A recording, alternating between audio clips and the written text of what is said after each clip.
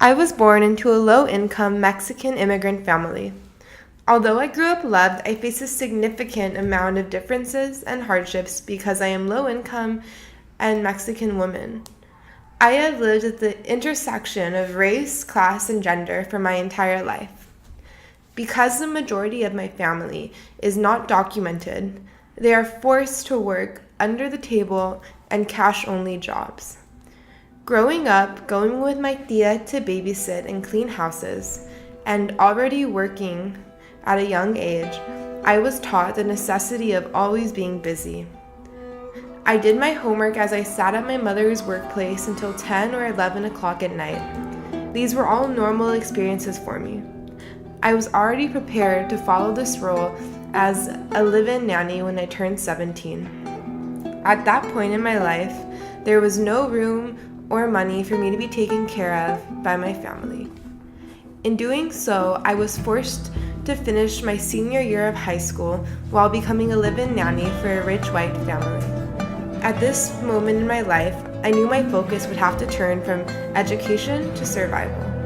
Having to serve a rich white family, my race and class played a role in the way I was viewed while working there. I was constantly seen as less and having to remain quiet while hearing conversations about illegal stealing jobs and streams of microaggressions. I saw how much class affected my life, as while I was supposed to be in college but could not afford it, the 4-year-old I watched already had a college fund ready for her. I loved the children that I watched dearly, as I spent 7 days a week with them from morning till night. Even though I loved them dearly, if I was a middle or upper class person, I would be able to simply be a babysitter a few nights a week and not live permanently in their house. Since my parents did not go to college, I did not have anyone to guide me on a path to a 4-year university straight out of high school. I did not know that I had any other option other than community college. Since my family was already at work, I had no one to help me with my work, and my teachers viewed me as dumb. Being low income, my life has had to be centered around survival, and I am challenged every day to teach myself how to be successful and independent. Now that I'm in college, the choice of work versus school is prevalent every day.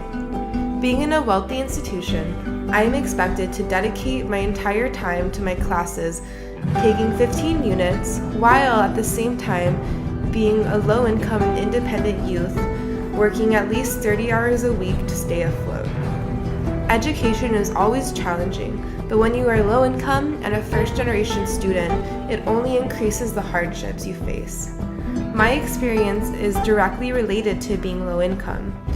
Most middle and upper class families are able to take care of their children, but my family could not because they did not have the resources to do so.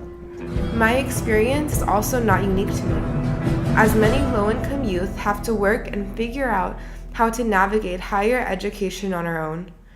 Although I was stratified into this situation, it does not mean that my family or me did anything wrong.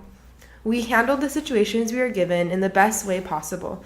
Being low income has shaped me into who I am today and has made me humble and understanding that we need to change the way our systems work and close the achievement gap between low income students and the high income students.